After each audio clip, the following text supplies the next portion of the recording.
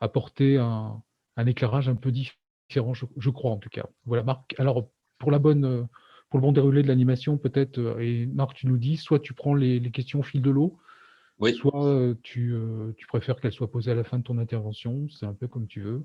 non, très bien, parce que comme il y a un certain nombre de solutions avec des approches différentes, je pense que c'est pas mal que les gens puissent les poser au fur et à mesure. D'accord, Et donc, si tu en es d'accord, comme je vais difficilement pouvoir, je m'en charge. voilà, c'est parfait. Donc merci de lever votre main quand vous avez une question à poser et je me chargerai d'informer Marc. Voilà. Marc, la parole est à toi. Merci beaucoup. Bonjour, donc moi je suis cofondateur de Collecticity. Marc Payan, on est la première plateforme de financement participatif du secteur public d'abord, mais plus largement des acteurs du territoire. Un petit slide pour que vous puissiez nous situer. Donc, on a aujourd'hui travaillé avec une soixantaine d'acteurs publics. Donc, c'est essentiellement des collectivités. Ça peut aller de la toute petite collectivité de 40 habitants, c'est le plus petit qu'on ait fait, jusqu'à l'agglo, la ville, voire le département, par exemple le département de l'Allier.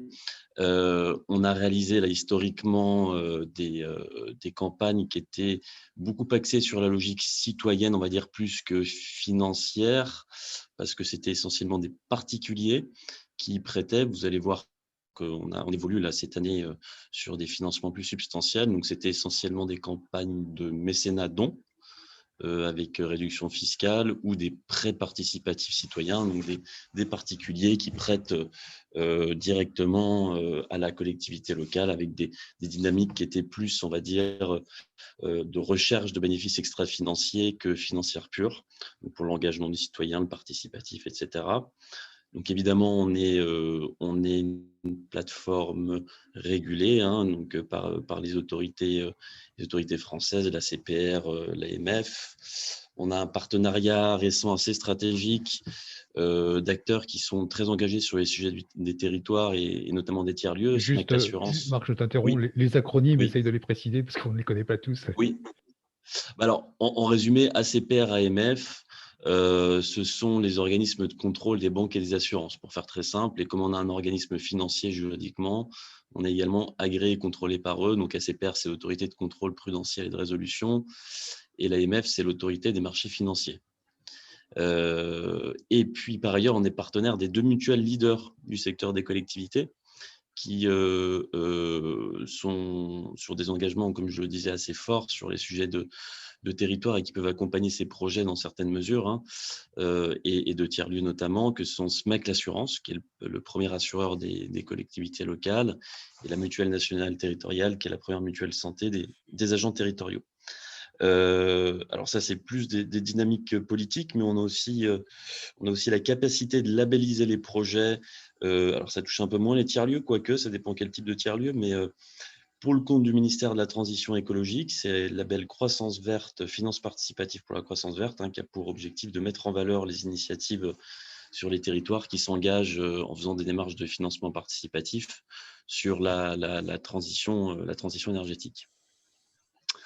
Alors, on a 4 solutions, mais qui résument assez bien, je pense, l'ensemble des innovations qu'on peut expérimenter quand on veut sortir des solutions de financement traditionnelles. Donc, quand je parle des financements de solutions traditionnelles, il y a tout simplement les banques, et puis pour les collectivités, les subventions dont on sait qu'elles représentent une partie non négligeable des plans de financement des projets, notamment des sujets de tiers-lieux. On a des solutions qui sont vraiment financières pures. Sont les deux premières que vous voyez en haut. Donc, c'est une solution d'emprunt obligataire. Donc, ça, c'est une nouveauté 2021 où là, on peut se positionner sur des montants substantiels de plusieurs millions d'euros avec le concours de partenaires institutionnels. Donc, ce sont des mutuelles françaises qui vont prêter directement aux porteurs de projets pour des sujets, typiquement les tiers-lieux, ce sont des sujets sur lesquels ils ont envie d'investir. Donc, c'est finalement par rapport à ce qu'on faisait avant une brique complémentaire, parce que auparavant c'était uniquement des particuliers qui prêtaient. En financier pur, on a aussi la solution de collecte de dons mécénat que beaucoup d'entre vous connaissent, je pense, puisqu'il y a un certain nombre de plateformes qui le font. Donc, encore une fois, notre spécialité, c'est le secteur public, semi-public et plus largement les acteurs du territoire. Donc là, on va chercher des dons défiscalisables de particuliers, d'entreprises.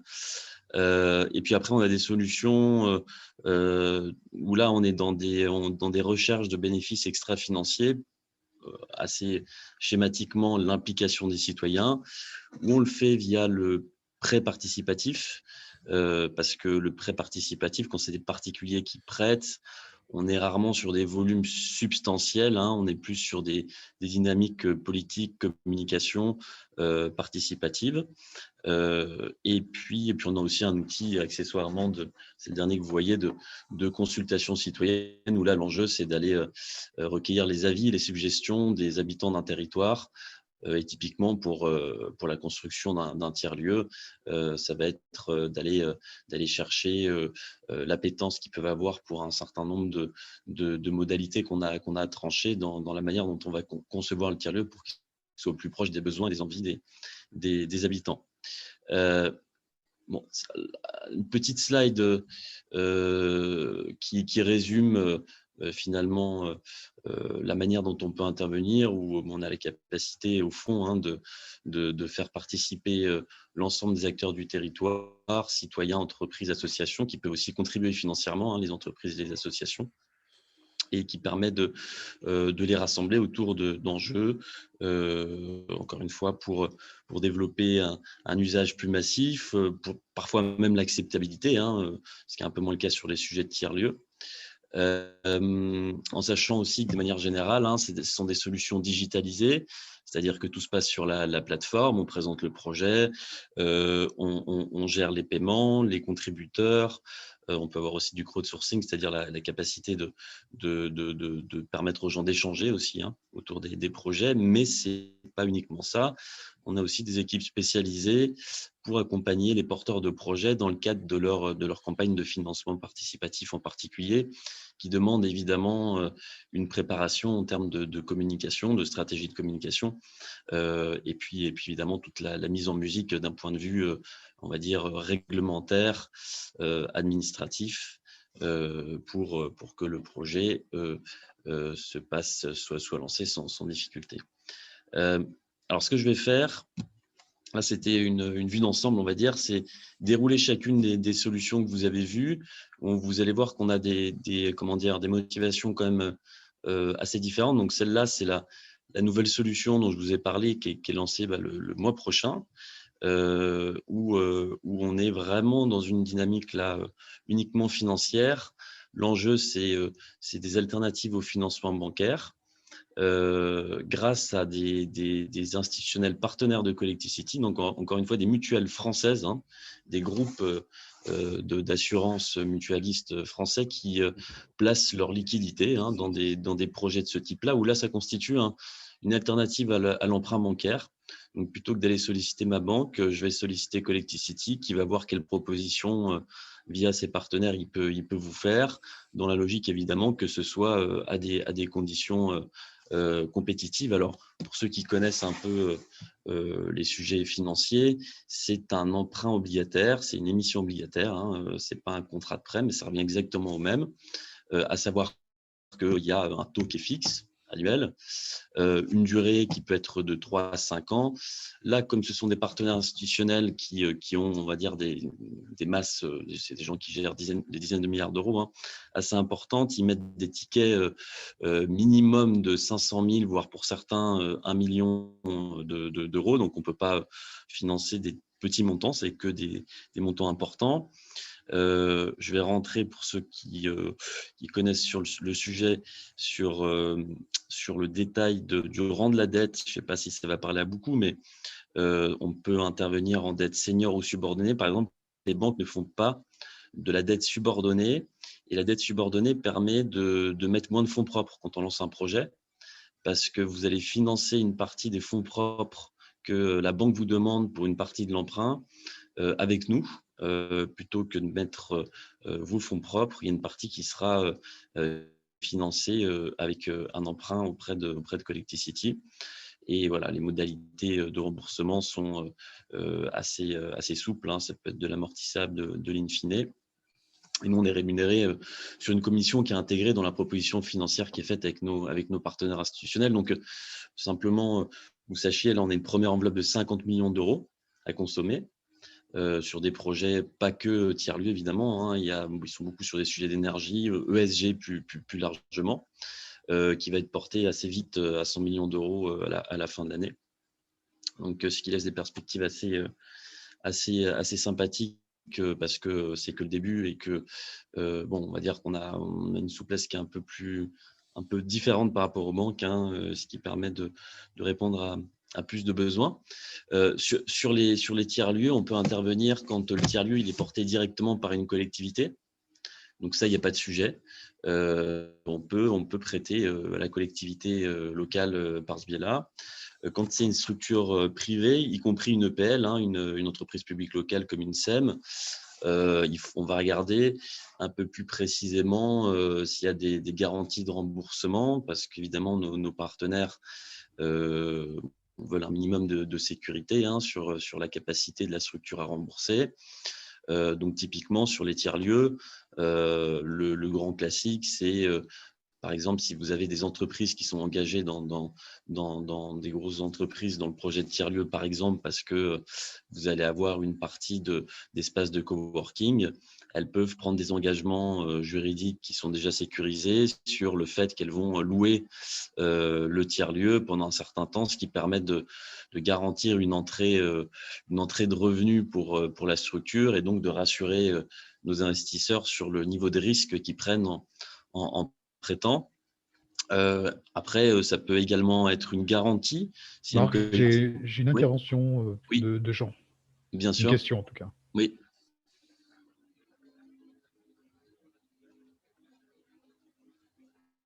Jean, tu n'as pas mis ton micro.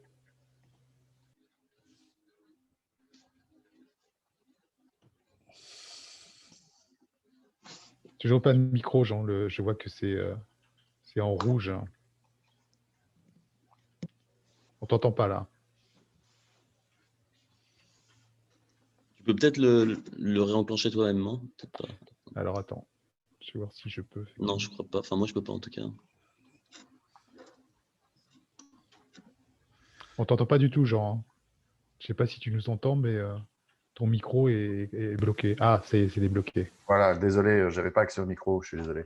Oui, ma question porte, la suivante. Ce type d'emprunt concerne-t-il un bâtiment avec l'aménagement du bâtiment, l'équipement nécessaire pour le fonctionnement d'un tiers-lieu, la totalité? Est-ce que le prêt est fléché en fait?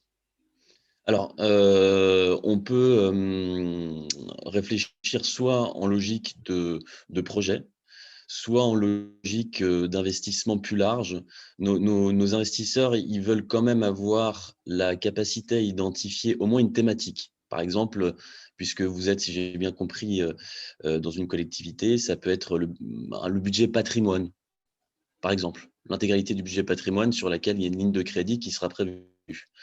Donc, on peut réfléchir en résumé sur quelque chose de très ciblé comme relativement large, dès lors qu'on peut identifier, on va dire, une thématique. Est-ce que ça répond à votre question, Jean ? Oui, ça y répond. Après, il faut que la thématique existe au sein de la collectivité, parce que je ne crois pas que dans ma collectivité, il y ait une ligne budgétaire pour le patrimoine. Mais enfin bon, globalement, oui, ça y répond. Oui, voilà, c'est-à-dire dans votre plan pluriannuel d'investissement, normalement, vous identifiez un certain nombre de grandes thématiques, hein. C'est pas, quand je dis patrimoine, c'est parce que chacun le fait dans les collectivités à sa manière. Je sais pas comment vous le faites, mais c'est effectivement à regarder. Mais par exemple, pour vous donner un exemple, là, on est sur une commune, enfin une ville assez importante, et on regroupe plusieurs sujets. Il y a transition, cadre de vie. Vous voyez, c'est assez large, et on va faire une ligne. Il y a d'autres choses aussi. Je crois qu'il y a patrimoine. On prend les trois et on fait la ligne dessus. Donc, c'est assez souple. Ce qu'ils veulent, c'est que ce soit pas trop des sujets comme la voirie, ce genre de choses, parce qu'ils ont envie de placer leur équité sur des sujets bien donnés, en sachant que nos partenaires, on est en train de constituer un pool qui grossit au fur et à mesure, et on sera en capacité de couvrir champ extrêmement large dans très peu de temps. Merci. Et pour aller au bout de la logique, que vous compreniez, parce que vous savez que les taux sont très bas aujourd'hui au niveau banque, hein, ces mutuelles, elles ont des contraintes réglementaires, pour ceux qui connaissent ces Solva 2, qui les contraignent, je fais très schématique, à mettre une partie de leur liquidité sur du sans risque, comme de la dette d'État. Donc plutôt que d'acheter de la dette d'État à taux négatif, comme la dette collectivité est assimilée, elles vont acheter de la dette collectivité avec un petit taux sympathique, ce qui leur permet de se positionner à des conditions compétitives versus le financement bancaire. Donc, si on est sur les tiers-lieux, donc collectivité, c'est relativement simple, on va dire. Les structures privées, comme je le disais, on va regarder les garanties. Donc, les garanties, ça peut être des engagements sur les loyers, comme je le disais, mais c'est un exemple, hein, c'est vraiment au cas par cas. Hein. Ça peut être aussi une garantie de remboursement qui est prise par la collectivité qui serait engagée, garantie de remboursement de l'emprunt, de tout ou partie de l'emprunt qui serait souscrit par la structure. La deuxième solution, donc celle-là, c'est une solution qui a une dynamique, c'est une solution financière, hein, mais où on est quand même beaucoup plus sur des enjeux participatifs et de communication.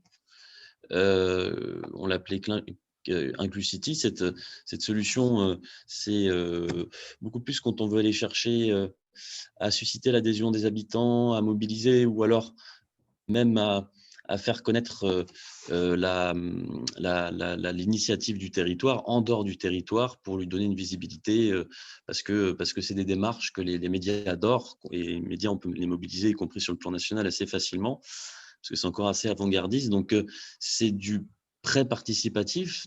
Donc, les citoyens placent leur épargne plutôt que de laisser leur argent sur le livret A, on va dire, à 0,5%.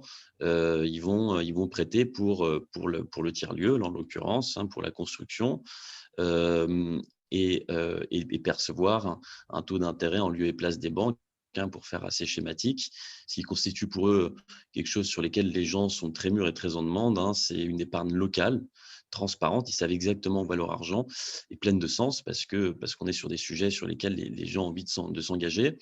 Donc, il y a, on va dire, là, une démarche un peu plus politique, communication, participative.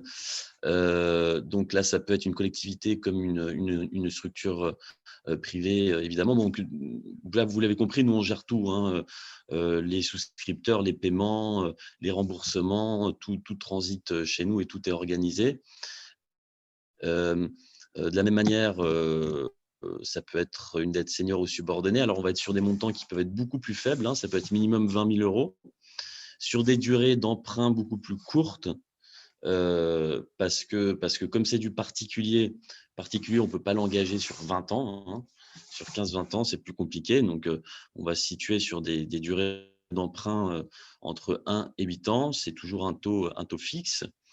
C'est de l'amortissable in fine. Et puis, nous, on a une commission qui est fixe sur ces projets qui sont des montants beaucoup plus petits que l'autre, hein, qui est de 4% du montant levé. Donc, ça ne s'ajoute pas au taux d'intérêt. Hein. C'est 4% une fois, évidemment, ce n'est pas 4% tous les ans.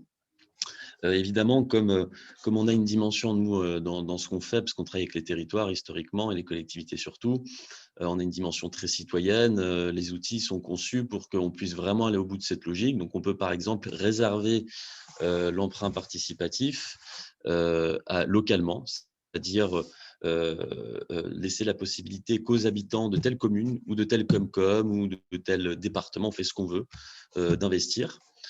Pendant toute une partie du projet, hein, on peut dire pendant 15 jours, c'est telle commune. Les 15 jours suivants, c'est la Comcom. Ensuite, on étend à la France entière, pourquoi pas.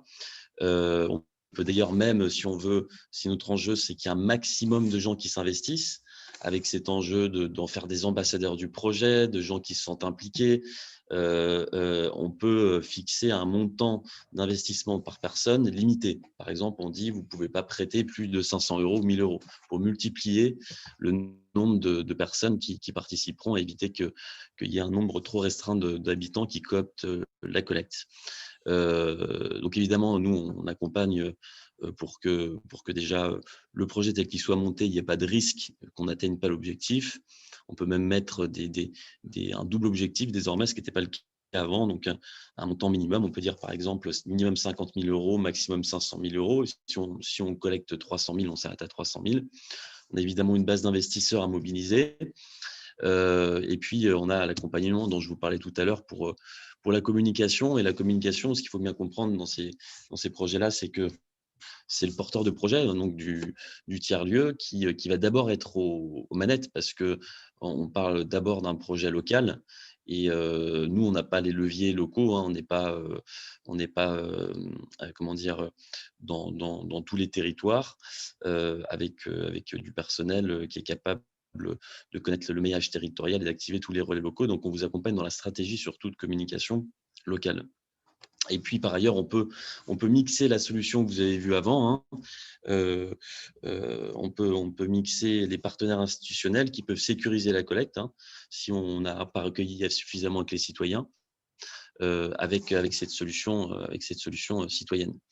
Alors, les modèles économiques, c'est la même chose que les collectivités pour les tiers-lieux, hein, les modèles économiques éligibles. Soit c'est une collectivité directe, donc il n'y a pas de sujet, parce qu'une collectivité, l'enjeu, vous l'avez compris, c'est qu'on sait qu'elle ne peut pas faire faillite. Hein. Il y a un certain nombre de règles prudentielles au niveau de la comptabilité publique et budgétaire qui font que le risque est, on pourrait dire nul, mais en tout cas très mesuré. Et puis, encore une fois, là, ce qu'on va aller chercher, surtout avec cette solution de prêt participatif, c'est autre chose que du financement. Hein. C'est communiquer largement sur l'initiative, parce que les médias adorent ça, donc on va pouvoir les mobiliser très facilement. C'est une manière aussi de faire parler aux habitants, même en dehors du projet, de manière très efficace. Ça peut être le souhait de favoriser l'adhésion et l'utilisation du tiers-lieu en amont. Donc, je me dis, OK, c'est sympa, je vais mettre en place un projet de tiers-lieu, mais est-ce qu'il y a assez de monde qui va s'approprier le projet, qui va avoir envie de l'utiliser, de réfléchir, pour ceux qui sont dans une logique de non-programmation qui est assez classique dans les tiers-lieux, hein, de réfléchir au moment de son lancement aux divers usages qu'on pourra en faire. Une campagne comme celle-là, ça permet d'engager déjà un public beaucoup plus large que ceux qu'on arrive à mobiliser à l'accoutumée, parce que finalement, on leur propose une solution d'épargne très intéressante, ne serait-ce que financièrement, et ils sont, entre guillemets, engagés pour beaucoup d'entre eux, malgré eux, dans le projet, en sachant que mettre de l'argent, d'ailleurs que ce soit du prêt ou du don, c'est quand même un acte relativement fort et qui donne le sentiment aux gens déjà d'être un peu copropriétaires, co-responsables, et qui engage avec beaucoup plus d'efficacité que les citoyens, les administrés, que beaucoup d'autres solutions.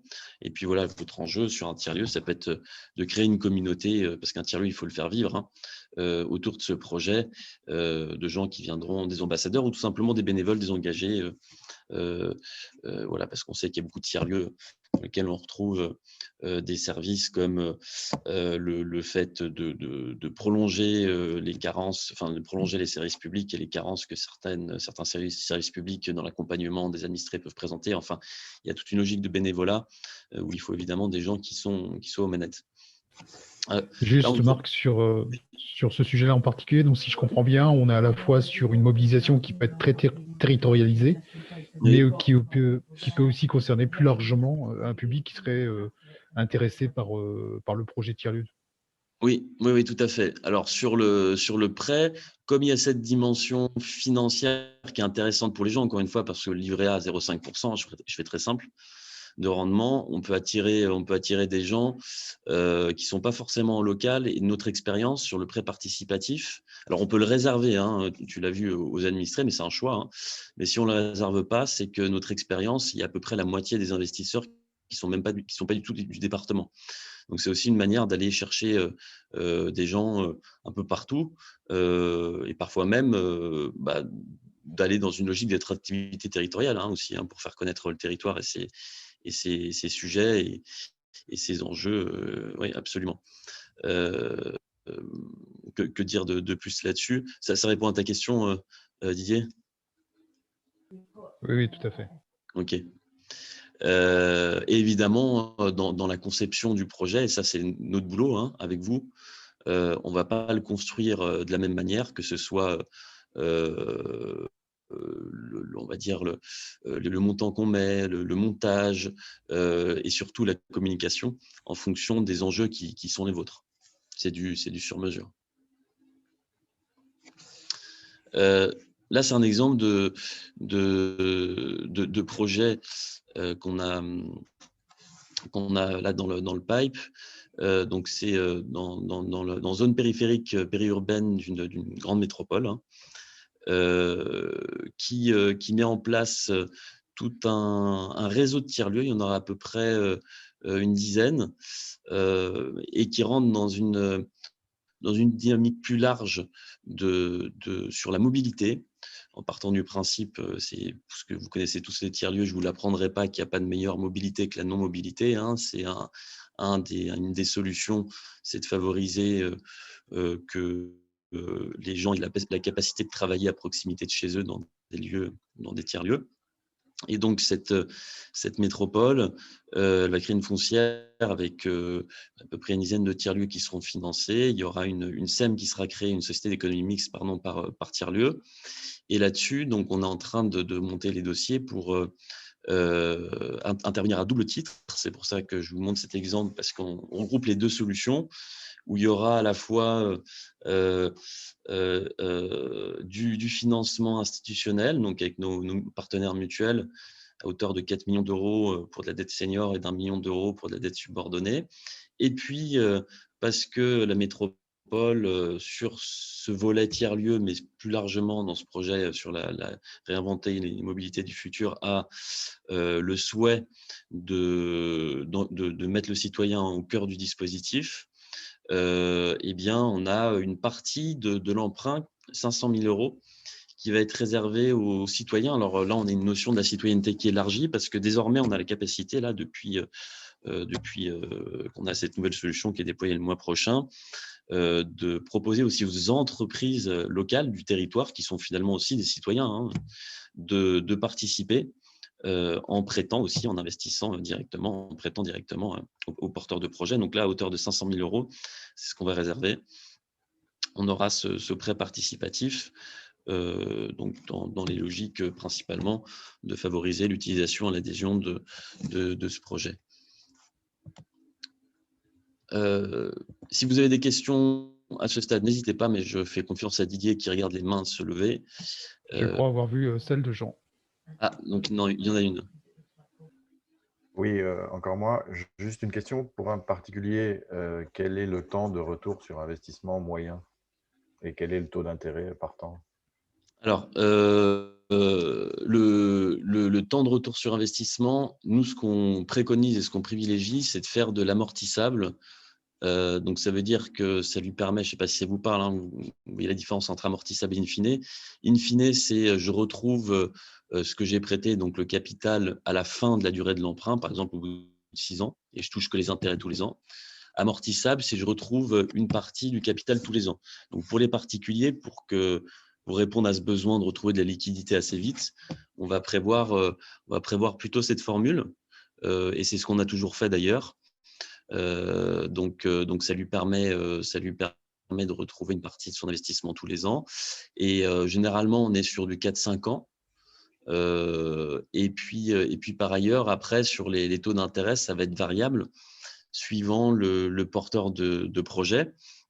Quand c'est une collectivité en direct, comme les taux d'intérêt sont quand même très, très bas et que du coup, les collectivités qui l'ont fait avec nous l'ont fait pour des raisons surtout d'engagement citoyen, elles ont gonflé un petit peu le taux en se rendant compte que le différentiel de taux versus le financement bancaire, c'était finalement un budget com qui restait très, très bon marché, hein. Et donc, on est aux alentours de 1,5% par an. Ce qui permet, les gens ont bien conscience qu'en prêtant une collectivité, c'est du sans risque, donc c'est vraiment comparable au livret A, c'est pour ça que je fais cette comparaison. Après, si on va sur une société privée, qui peut être une SEM par exemple, ou pas d'ailleurs, hein, ou la société de projet de la SEM, enfin peu importe. Là, comme c'est une société qui, par définition, peut faire faillite, où il peut y avoir un peu plus d'aléas également sur le déploiement du projet, etc., on va être sur des taux plus élevés qui peuvent être entre 4 et 8%, hein, suivant le niveau de risque par an. Voilà. Je ne sais pas si ça répond à votre question, Jean.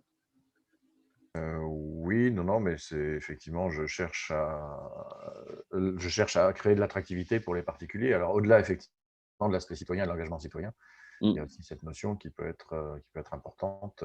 Plus on crée des taux attractifs, plus on attire de monde. Bien sûr. Mais en termes, effectivement, si je fais un rapide calcul de retour sur investissement, il ne faut pas compter un retour sur investissement avant au moins 4 ans, quoi. En intégrant les frais que vous prenez, qui sont de 4%, d'après ce que j'ai vu. Ça fait un temps de retour sur investissement moyen. Voilà. Retour sur investissement côté particulier? Oui, toujours côté particulier, oui, parce que l'idée, c'est d'attirer, c'est quand même une démarche citoyenne, et c'est de faire en sorte qu'un maximum d'habitants intéressés dans ce type de démarche soient aussi intéressés et attirés par un taux d'intérêt qui sera peut-être pas faramineux, parce qu'il y a aussi cette partie engagement citoyen et cette partie sécurité comment dirais-je, qui est offerte par la collectivité. Donc, voilà, Oui. c'est juste pour me donner un Ouais. élément de Tout à fait. comparaison. Alors c'est vrai, alors par contre, attention, petit rectificatif, les 4%, c'est la collectivité qui les paye. Hein. C'est pas retiré du rendement du particulier. Hein. Le taux, il est à 100% pour le particulier.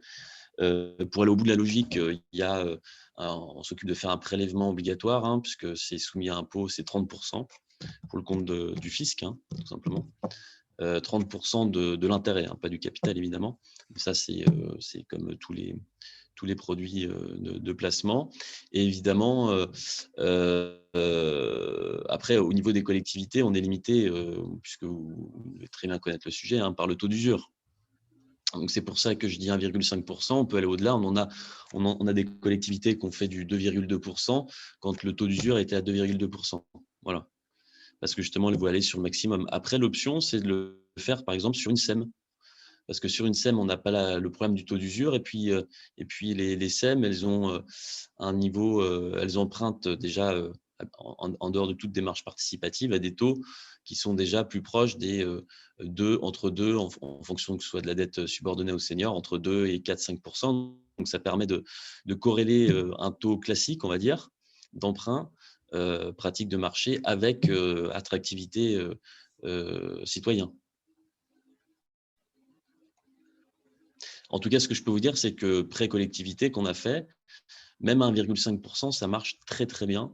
Et à chaque fois, le problème qu'on a eu, c'était le même, c'est que les élus, parce que c'est une expérimentation, avaient peur de mettre des montants trop importants par crainte du risque politique de l'échec si jamais ils n'atteignaient pas leur objectif. Et on leur a dit que ça allait se faire très vite, et ça s'est fait à une vitesse phénoménale, et il y a plein de gens qui n'ont pas pu participer, ça a créé beaucoup de frustration. Plein de citoyens qui n'ont pas pu participer, même à des taux à 1,5%, parce que les prêts, voilà, nous, on a quand même une dynamique qui est assez différente des plateformes de crowdfunding qui prêtent aux PME, à l'immobilier, où on trouve du 6, 7, 8%, déjà où il y a du risque, grand 1, et grand 2, où la motivation est purement financière. Nous, on est sur une population où il y a un mix quand même entre motivation financière et puis logique de proximité, d'intérêt général. Voilà, on a des motivations un peu plus mixtes, on va dire, et pures, si je peux me permettre, que financier pur, quoi, dans les gens qui s'impliquent. Merci beaucoup. Avec plaisir. S'il n'y a pas d'autres questions, je vais passer à le mode de financement suivant, qui est là, on va sur les collectes de dons. Alors, évidemment, là, la motivation, ça va être pour les collectivités, mais pas que pour les collectivités. Enfin, pour les collectivités, de compléter les subventions, hein, d'aller au-delà des subventions qu'elles peuvent obtenir pour un projet, voire même si on est dans des dynamiques un peu plus long-termistes, de créer un véritable réseau de mécènes qu'on pourra exploiter par la suite, parce que nous, on a quand même bien remarqué à travers nos projets que sur l'ensemble des territoires, la très grande majorité, le potentiel de mécénat au niveau des entreprises, il est sous-exploité. Voilà. Et qu'il y a des réserves très importantes d'entreprises qui souhaiteraient exister, renforcer leurs liens avec le territoire, s'engager sur des sujets qui leur tiennent à cœur en faisant du mécénat, et qui sont trop rarement mobilisés. Donc, il peut y avoir aussi une logique participative dans la solution de collecte de dons mécénat, un peu moins forte parce que c'est moins fédérateur que le prêt où les gens ne perdent pas leur argent, entre guillemets. Mais suivant la manière dont on le mène, ça peut être aussi efficace de ce point de vue-là. Alors, bon, là pour les collectivités qui savent qu'elles peuvent faire ça sous forme de régie de recettes ou des conventions de mécénat avec des gens qui viennent en mairie signer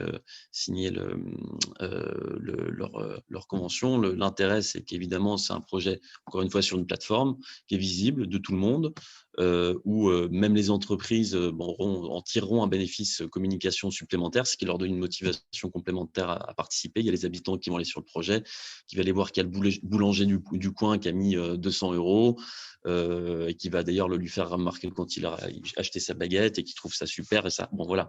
Alors que les conventions de mécénat off, personne n'est au courant. Il y a évidemment l'effet boule de neige, de le faire sur une plateforme, c'est-à-dire que le don appelle le don. Plus il y a de personnes qui participent, plus c'est incitatif pour l'ensemble des donateurs potentiels, particuliers comme entreprises. Il y a vraiment cet effet d'engouement et, si je devais le dire un peu plus négativement, moutonnier qu'on retrouve chez les gens. Et puis surtout, ça donne un accès au plus grand nombre, quoi, hein.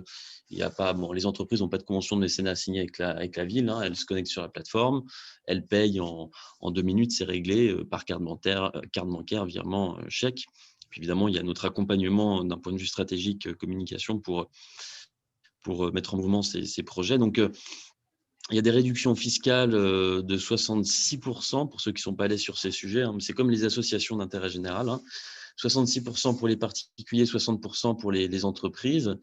On a des contreparties qui peuvent être symboliques. Alors, les contreparties substantielles, on n'a plus de réduction fiscale, hein. C'est soit, d'ailleurs c'est mal fait là dans la présentation, j'en suis désolé, soit on a une réduction fiscale, et ça vaut aussi pour les associations d'intérêt général, hein, c'est pas que les collectivités.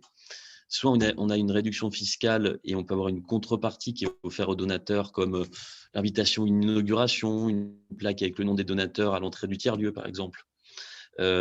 Soit on a une contrepartie plus substantielle où là, on va avoir, par exemple, une semaine de formation si on a un tiers-lieu dans lequel il y a, je ne sais pas moi, des ateliers cuisine avec un chef et que c'est censé valoir 200 €, on va considérer que c'est une contrepartie symbolique, substantielle, et là, elle ne va plus être compatible avec la réduction fiscale qu'on fait tomber. Donc là-dessus, nous, sur ces collectes, on est rémunéré sur la base d'une commission qui est de 6,6% des montants collectés. Et finalement, en fait, pour les tiers-lieux, on peut imaginer deux types de modèles de dons. Donc, il y a ce qu'on appelle vraiment le don contre don, parce que finalement, les gens, ils vont avoir en contrepartie, comme je vous le disais, quelque chose qui est plus de l'ordre du symbolique, mais qui est quasiment l'équivalent du montant de leur don. Donc là, on va plus être dans une démarche de pré-vente finalement pour déjà prévendre si le tiers-lieu a une vocation économique, je ne sais pas, hein, des accès à l'espace de coworking, ou encore une fois des formations, s'il y a des ateliers qui vont être payants, ou ce genre de choses.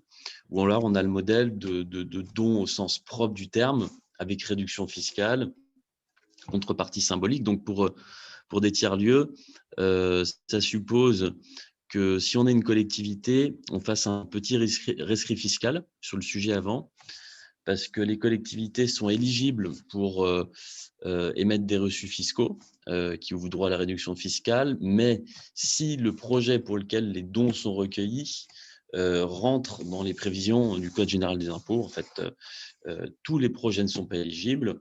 Et sur des sujets comme les tiers-lieux, il n'y a pas on va dire, de doctrine établie qui nous permette d'y aller sans sécuriser avant. Donc, on va vous accompagner pour que vous fassiez auprès de votre DGFiP local un rescrit fiscal qui n'est pas très compliqué à faire pour que la DGFiP vous dise oui ou non, ça voudra réduction fiscale. Ou alors, on peut passer si le porteur de projet est une association. il y a aussi une procédure qui est équivalente au rescrit fiscal pour qu'elle soit reconnue d'intérêt général. Donc là, c'est l'association dans son intégralité, quels que soient après les collectes de dons qu'il fera, qui pourra émettre des reçus fiscaux, ce qui ouvrira droit donc aux 66% ou 60%, 66% pour les particuliers du montant du don, ou 60% pour les entreprises, en sachant que vous verrez qu'on n'a pas, enfin, vous voyez qu'on n'a pas laissé de place là pour le don sans réduction fiscale pure. Pourquoi ? Parce que c'est très compliqué de faire des campagnes de dons si les gens n'ont pas cette réduction. On l'incite pas du tout, quoi. Alors là, on a mis un exemple pour que vous puissiez vous projeter. Là, par exemple, ce sera sur le don contre don, le modèle don contre don, donc un tiers-lieu qui aurait une vocation gastronomique et culinaire, qui serait créé par une association qui aurait été mobilisée sur le sujet. On peut très bien imaginer de prévoir des contreparties, et donc par palier en fonction du montant du don, où ça va être des repas dans le restaurant en contrepartie du don, ou alors des stages culinaires ou des entrées gratuites à des événements. Voilà, on va donner quelques exemples, vous donner des idées de la manière dont on peut monter ces collectes. Où là, c'est une collecte où on peut imaginer que, évidemment, l'idée, c'est de favoriser l'usage du lieu, et puis le fait qu'il y ait le plus grand nombre qui déjà utilise les espaces dès son lancement de ce tiers-lieu, pour aussi que ces personnes deviennent un peu ambassadeurs du tiers-lieu dès son ouverture et disent qu'ils ont eu l'occasion de profiter de l'espace et que ça incite le plus grand nombre à participer. C'est un peu la logique de ce genre de dynamique, de don contre don. C'est un peu de la prévente. On appelle ça aussi parfois de la prévente. Ouais, juste sur ce sujet-là, Marc, oui. si je comprends bien, donc effectivement, c'est comme tu dis, la prévente, donc ça permet d'avoir de la trésorerie effectivement pour le projet. Oui. C'est certainement plus facile si dans les porteurs de projet, il y a des compétences qui peuvent être valorisées de cette manière. Et justement, oui. Si tu es coporteur du projet et que tu vas mettre à disposition cette compétence pour des stages et autres, est-ce que toi, tu peux aussi le valoriser dans le projet, dans ton apport dans le projet? Je ne sais pas si je suis clair. Alors, non. À quel niveau le valoriser? À quel niveau? Une forme d'investissement industriel quelque part, quoi. Ah, nous, de notre côté? Non. Alors, nous, on n'a pas cette vocation, parce que pour mémoire, on intervient sur beaucoup de champs. Les tiers-lieux, c'est pas du tout le sujet exclusif. Et effectivement, nous, on n'a pas. Alors après, nous, on peut organiser à travers la collecte qui sera faite en ligne, la communication sur le fait que on puisse être en recherche de mécénat de compétences, par exemple, pour recueillir les avis. On peut organiser ça, à travers la plateforme, recueillir les gens qui auraient l'intention d'y participer, mais on n'a pas d'expertise là-dessus, sur le mécénat de compétences. Merci. Si c'était ta question. Ouais.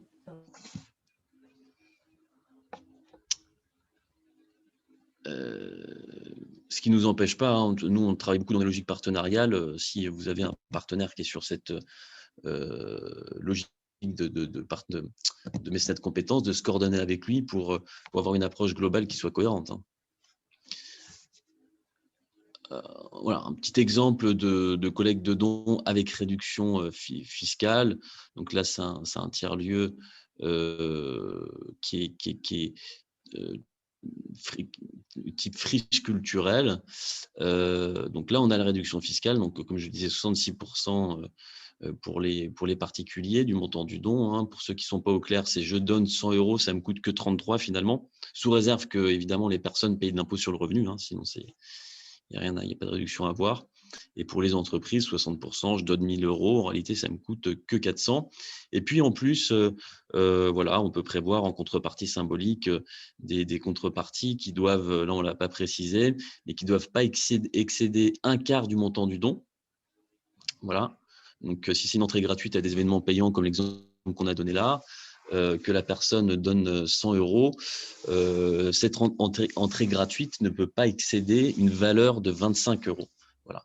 Sinon, ça remet en cause la réduction fiscale. Bon, il y a les grands classiques, parce que ce qu'il ne faut pas oublier sur le don, pas le don contre don, mais ce don-là, c'est que d'abord, la première source de motivation, c'est l'affect. Quand je dis l'affect, ce n'est pas faire pleurer les gens en disant j'ai besoin d'argent. Au contraire, ça, il ne faut surtout pas quémander. Ce n'est pas du tout la bonne pratique et la bonne stratégie, mais c'est d'aller chercher l'affect sur l'attachement territorial, l'attachement à la thématique, sur les thématiques de nouveaux usages, sur le développement du territoire, son attractivité, sur un certain nombre de la culture. Les gens peuvent, pour cet exemple, y être attachés. Donc, on va jouer là-dessus. Et par exemple, la contrepartie assez classique, d'avoir une petite plaque avec le nom des donateurs qui auraient donné par exemple plus de 100 € pour pas mettre un maximum, qui serait à demeure dans le tiers-lieu. Ça peut paraître un peu idiot comme ça, mais c'est assez efficace parce que pour les gens, c'est une reconnaissance de leur contribution qui peut les toucher et qui peut les motiver. Voilà en résumé. Donc là-dessus, on peut même sécuriser avant le lancement de la collecte, si vous avez des entreprises sur votre territoire, d'aller en sonder certaines, mais ça, si vous avez des projets, il faut rentrer dans les détails ensemble, que certaines entreprises, avant même le lancement de la collecte, elles sécurisent le certain ticket, elles soient prêtes à s'investir pour celles avec lesquelles vous avez déjà des liens de proximité. Et puis la dernière solution sur lesquelles je vais passer plus rapidement, c'est la solution de consultation en ligne. Donc autant sur le financement participatif, des projets publics, semi-publics, on est avant-gardiste, autant sur les outils de consultation, il y en a plein. Voilà. Les outils de participation des administrés. Nous, ce qui nous différencie, c'est qu'on peut lier les deux. C'est-à-dire co-construire le projet avec les citoyens et puis tout de suite derrière les mobiliser pour du cofinancement, ce qui renforce évidemment les deux dynamiques. Et puis par ailleurs, on utilise, c'est la deuxième chose, France Connect, pour que ce soit des résultats qualifiés, parce qu'aujourd'hui, les gens peuvent voter sur les outils qui existent 10 fois, 20 fois. Il n'y a aucune manière de les authentifier, ou alors avec des mécanismes assez complexifiés ou complexes où ils doivent envoyer leur pièce d'identité. Là, les gens se connectent avec France Connect, qui est l'agrégateur des services publics, impôts.gouv, etc., ce qui permet de garantir l'unicité du vote et l'authenticité. Donc, on est en mesure de garantir que c'est une personne du territoire qui a voté et qu'elle a voté qu'une fois, ce qui fait des résultats sincères, tout simplement. Je n'entre pas dans les détails parce que c'est peut-être moins le cœur du sujet, c'est pas le financement, mais je pense que vous voyez assez bien dans un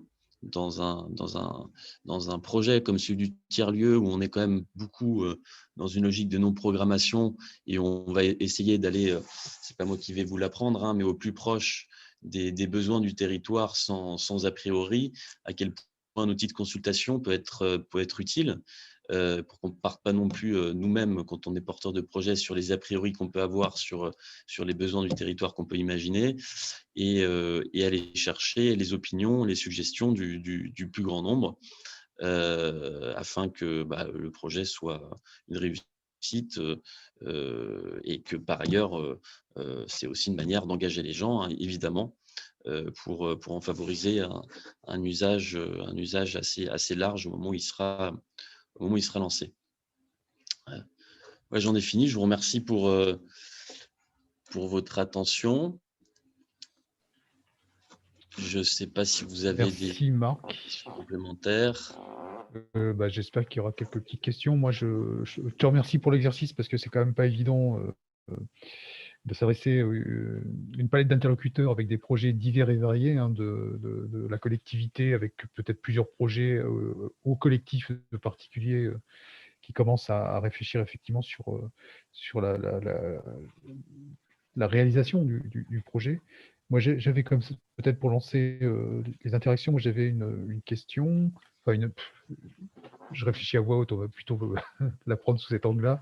Je me demandais si l'effet collectif, typiquement d'une fabrique et d'un collectif de porteurs de projets, pouvait être intéressant, notamment pour les entreprises, parce qu'on voit effectivement que, alors je ne vais pas les citer, mais il y a 2-3 entreprises qui s'intéressent aujourd'hui à la dynamique fabrique, parce qu'elle identifie effectivement ce qu'on appelait nous un archipel, mais en tout cas un réseau de tiers-lieux dans lesquels elle va pouvoir peut-être avoir une proximité plus marquée avec les territoires, pour différentes raisons, dont des raisons commerciales, probablement. Est-ce que ça peut rentrer dans une stratégie de mécénat d'entreprise, d'après toi?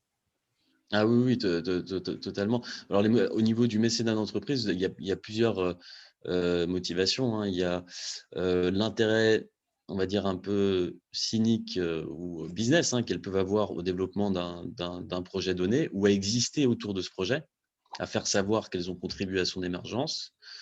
Donc, si on peut aller chercher cette dynamique, c'est une motivation, c'est un levier en soi.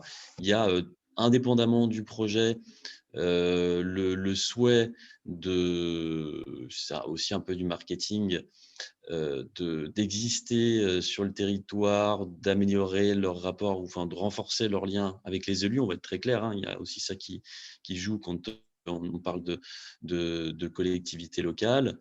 Il y a aussi des projets qui sont intrinsèquement liés aux entreprises, comme l'exemple que tu as donné. Moi, j'en ai un autre où je crois que c'est l'exemple qu'on a mis là sur la foncière de tiers-lieu, où les entreprises vont être sans doute très intéressées parce qu'on va leur proposer des tiers-lieux dans lesquels elles vont pouvoir proposer à leurs salariés de télétravailler pour une partie de l'année. Donc, ça a un intérêt direct. Et puis tout bêtement, hein, on peut aussi avoir sur certaines entreprises, beaucoup qui ont déjà une stratégie de mécénat qui est établie, qui est dans une logique de territoire indépendamment des projets, si vous les identifiez, hein, et qui seront sans doute en mesure de s'engager sur ce projet, ou d'ailleurs sur un autre, où là on sort de la logique tiers-lieu. Donc, c'est vraiment au cas par cas. Et après, quand on parle d'entreprise aussi, il faut voir qu'il y a plusieurs catégories, hein. Il y a les grosses entreprises qui ont une vraie stratégie de mécénat. Donc, il faut voir si ça colle avec leur stratégie, si ça rentre, parce qu'elles ont souvent des thématiques, etc. Après, quand on parle d'entreprise, on parle aussi des toutes petites. Parce que l'intérêt de la plateforme, c'est que le petit commerçant du coin, mais 100, plus 200, plus 300, même si c'est des petits tickets, hein, ça peut faire beaucoup au final, hein, le garagiste, le boulanger, enfin, on peut tout imaginer. Elles ont la capacité de participer, parce qu'il n'y a pas besoin d'aller sur le plan administratif faire quoi que ce soit de compliqué. Comme un particulier, elle se connecte sur la plateforme. Merci. La deuxième interrogation que j'avais, c'est: je suis un porteur de projet privé. Oui. Je suis en train de monter mon business plan et mon prévisionnel pour aller voir mon banquier, et je vais lui dire: mon banquier, dans ma stratégie, j'envisage une collecte. D'après toi, comment ça se passe? Avec le banquier? Oui, avec le banquier, ouais. Alors, ce qui est certain, c'est que le banquier, si tu lui dis il y a 20% des cash flows qui sont assurés, qui sont rédhibitoires pour que vous m'accordiez votre prêt, qui sont assurés par une collecte de dons, il va dire revenez me voir quand vous l'aurez fait, hein. Ça, j'ai pas trop de doute. Ouais, j'imagine, ouais. C'est juste le principe, quoi. Ouais. Après, non, ça dépend de quoi on parle. Là, je pense que tu parlais de dons, j'imagine. Oui. Voilà. Donc là, surtout que les banquiers, ils ont quand même des marges de manœuvre assez réduites, hein, parce qu'ils ont leur process interne. Il faut que ça rentre dans des cases. Donc là, ça demanderait une souplesse quand même relativement grande qu'ils n'ont pas. Par contre, si on est sur des logiques de prêt avec nous, là, ça fonctionne. C'est-à-dire leur dire vous me demandez de mettre 20% de fonds propres pour m'accorder votre crédit, donc qui reprend 80% du fonds, hein, bancaire. Je viens avec Collecticity qui m'assure 10%, ils vont vous dire OK, parce que c'est assimilé à des quasi-fonds propres. là, c'est relativement rodé. D'accord. Et donc là, tu peux accompagner cette médiation entre le banquier et le porteur de projet. Voilà. D'accord. Je ne sais pas, est-ce que vous avez des questions ou alors est-ce que vous êtes vraiment quoi pour le reste de la journée? Moi, j'ai une question, encore moi. C'est une question un peu paradoxale, peut-être presque humoristique. Est-ce que l'on peut considérer une église comme un tiers-lieu cultuel? Parce que je dois refaire la mienne. et donc, j'aurais besoin de faire appel à des dons, voilà, comme ça se fait habituellement. Bah, ça, oui, on a fait pas mal de patrimoine, des églises. Non, on a fait un certain nombre. Dernièrement, on a récolté, je crois, 45 000 € pour un petit village de 600 habitants pour son église en Savoie.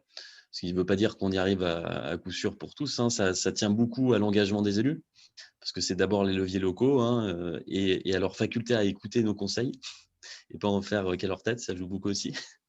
Parce qu'il y a des techniques pour que ça fonctionne bien. Mais oui, on fait du patrimoine. Et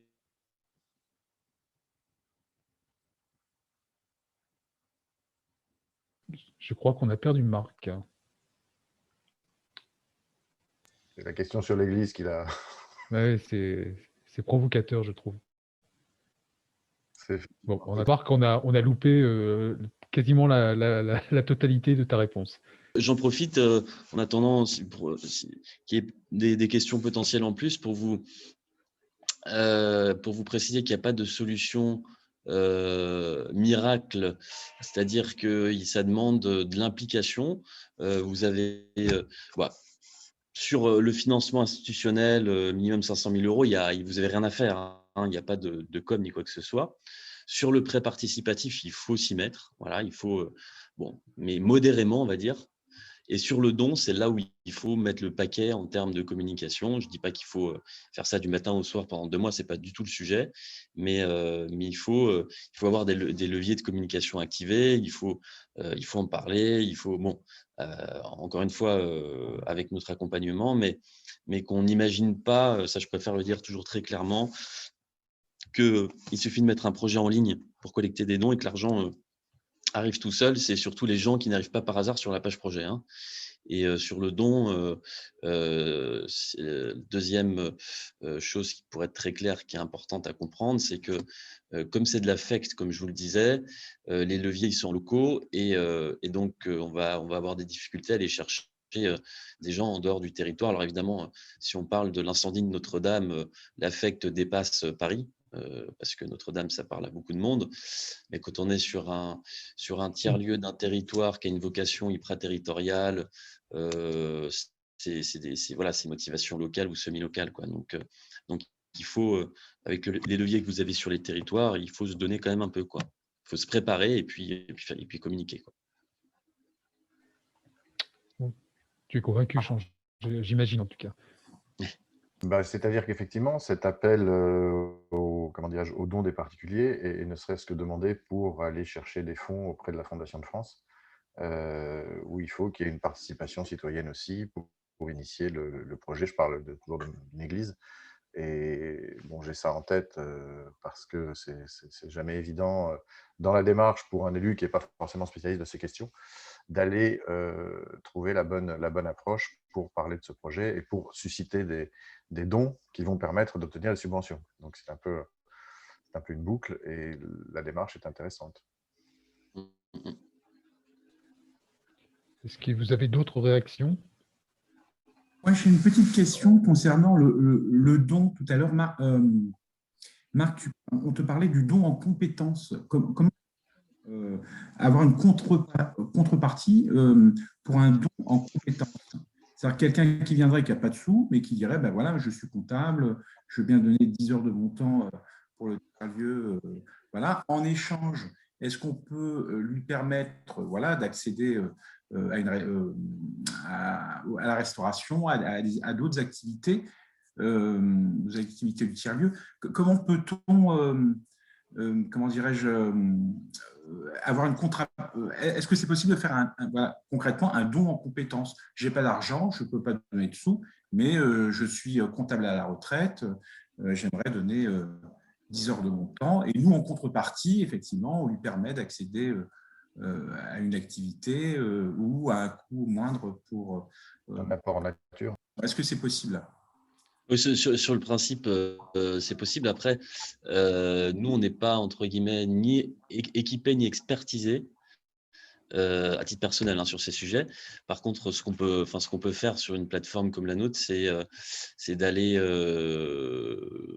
d'être un canal pour que les gens qui souhaitent faire du mécénat de compétences se manifestent et qu'on recueille une liste après que vous aurez à gérer. Mais nous, on n'a pas vocation à gérer le mécénat de compétences, qu'on n'a pas l'expertise. Mais oui, sur le principe, c'est tout à fait possible. Et d'ailleurs, c'est déjà arrivé sur certains projets, même si ce n'était pas organisé en tant que tel, qu'il y ait des personnes qui ont mis des montants très symboliques, 7 € par exemple, et avec les contacts avec les élus, on l'a su, et qui derrière avaient exprimé le souhait de compléter, entre guillemets, avec du mécénat de compétences, et tout ça s'est fait en dehors de la plateforme. Après, on a fait le lien, et puis ça s'est vu avec le porteur de projet, mais ouais, c'est tout à fait envisageable. Je crois qu'il y a d'ailleurs des plateformes comme comment ça s'appelle, qui existent spécifiquement pour ça, pour poster des annonces de bénévolat en quelque sorte, où là on va faire plus une campagne financière, mais une campagne de recherche de bonne volonté. Alors je me rappelle plus du nom, mais il y en a un certain nombre. Je sais pas si ça marche bien. Je peux pas le dire, mais tu vois bien que Marc, ce n'est pas du bénévolat. Moi, par exemple, je suis bénévole pour le projet de tiers-lieu sur Melun. Je suis complètement bénévole. Je n'attends pas de contrepartie. Mais là, je te parle vraiment d'un don en temps et qui aurait une contrepartie. Ton micro. Il n'y a pas de micro, Marc.